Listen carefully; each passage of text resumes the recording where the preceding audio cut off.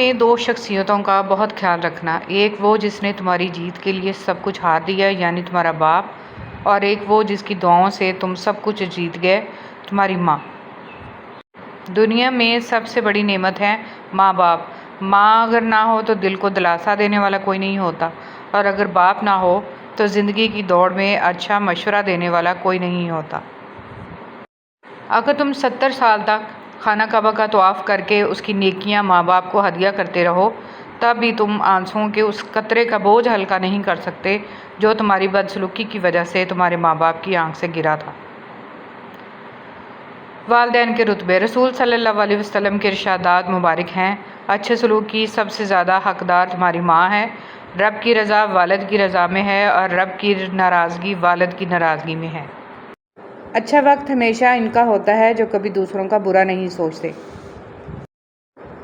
کسی انسان کو اس کے انتہائی کمزور پہلو سے مت توڑیں۔ آپ صلاحیت کے چاہے جس درجے پہ بھی ہوں، مکافات عمل اٹل ہے۔ کوشش کریں کسی کے آنسوؤں کی وجہ آپ کا لہجہ یا رویہ نہ بنے، کیونکہ گناہوں میں سب سے بڑا گناہ کسی کی دل آزاری ہے۔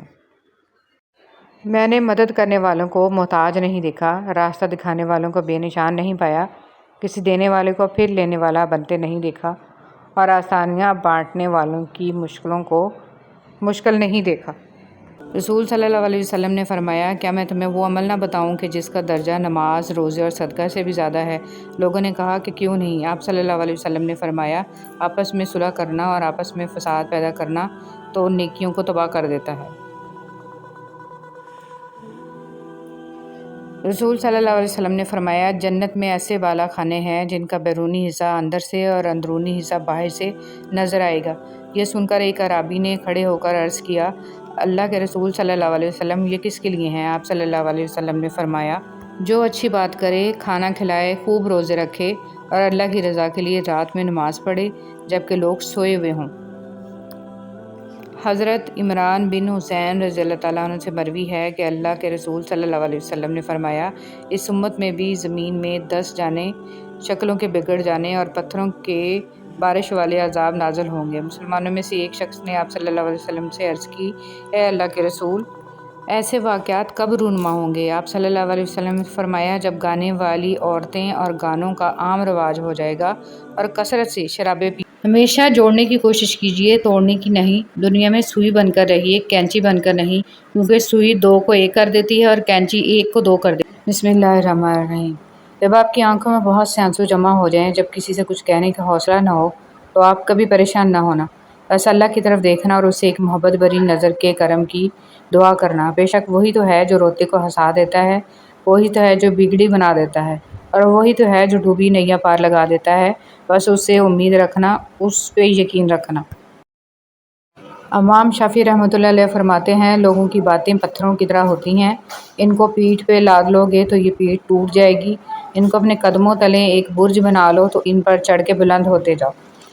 کسی بھی چیز کے ختم ہونے سے زندگی ختم نہیں ہوتی۔ ہر بار کسی چیز کے ختم ہونے پر اللہ سے شکوہ کرنے کی بجائے اس کا شکر ادا کرنا چاہیے کہ اس نے ہم سے صرف ایک چیز واپس لی، سب کچھ واپس نہیں لیا۔ ہمارے وہ الفاظ بھی تحفہ ہیں جو دوسروں کو آگے بڑھنے کا حوصلہ دیتے ہیں۔ اے اللہ، مجھے آنے والے بہترین دن عطا فرما اور میرے نصیب میں ایسا لکھ دے جس سے میرا دل خوش ہو، مجھے ذہنی سکون عطا کر اور میرے معاملات کو آسان کر۔ مومن صرف اپنی ذات میں نہیں جیتا، ایک طرف وہ اپنے رب کو راضی کرتا ہے اور دوسری طرف بندوں کی خیر خواہی کرتا ہے۔ صبر میں جبر نہیں ہوتا، صبر میں رضا ہوتی ہے۔ اس لیے جو سودے اللہ کے لیے کیے جاتے ہیں، جو چیزیں اللہ کے لیے چھوڑی جاتی ہیں، ان کو چھوڑنا نہیں پڑتا، ان پر اللہ کے لیے دل کو راضی کر لیا جاتا ہے۔ صبر بھی محبت کا دوسرا روپ ہوتا ہے، اور سب محبت میں تو سب قربان کر دیا جاتا ہے، بس اللہ سے محبت ہو جانے کی دیر ہے، پھر اس کے رنگ میں کی آدھی زندگی غلط لوگوں سے امید رکھنے میں اور باقی زندگی اچھے لوگوں پر شک کرنے میں گزر جاتی ہے۔ مشکل وقت میں ہمیشہ دعا مانگا کرو، کیونکہ جہاں انسان کا حوصلہ ختم ہوتا ہے وہاں سے اللہ پاک کی رحمت شروع ہوتی ہے۔ حضرت علی رضی اللہ تعالیٰ عنہ۔ جب تم کسی کو اس کی دولت کی وجہ سے عزت دینے لگو تو سمجھ لو کہ تم نے اپنا ایمان گنوا دیا۔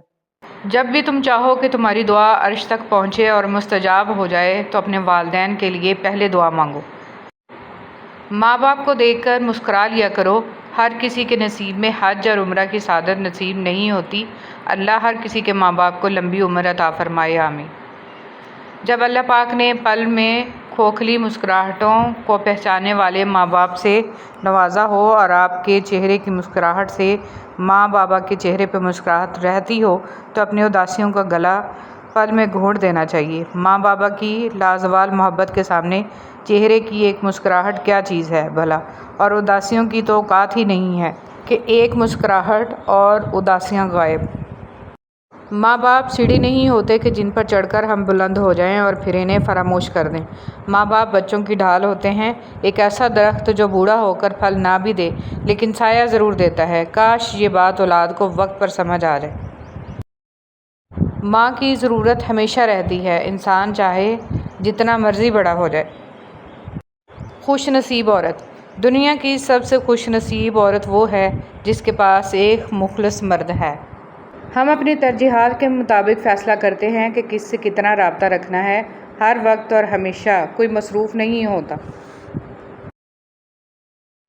وہ شرارتیں، وہ شوخیاں، میرے عہد طفل کے کہے کہیں کھو گئے میری رات دن، اسی بات کا تو ملال ہے۔ دور حاضر میں سب سے زیادہ رابطے بڑھانے والا موبائل فون ہی سب سے زیادہ رشتے خراب کرنے میں آج بھی پہلے نمبر پر ہے۔ حیرانگی۔ آپ جس کے ساتھ جتنا بھی مخلص ہوں گے وہ آپ کو اتنا ہی زور سے تھپڑ مارے گا کہ آپ کی مخلصی بھی حیران رہ جائے گی۔ یاد آیا کچھ، کوئی بھی انسان اتنا پیارا اور خیال نہیں رکھ سکتا جتنا والدین رکھتے ہیں۔ اس تصویر کی چیخ بہت اونچی ہے، پانی کی قدر کریں۔ قبر میں کیڑے نہیں پڑیں گے۔ فرمان مصطفیٰ صلی اللہ علیہ وسلم ثواب کی خاطر اذان دینے والا اس شہید کی مانند ہے جو خون میں لتھڑا ہوا ہے اور جب مرے گا قبر میں اس کے جسم میں کیڑے نہیں پڑیں گے۔ کچھ لوگوں کو ہم عزت دینا چاہتے ہیں مگر وہ اپنے رویے سے ثابت کر دیتے ہیں کہ انہیں اس کی ضرورت نہیں ہے۔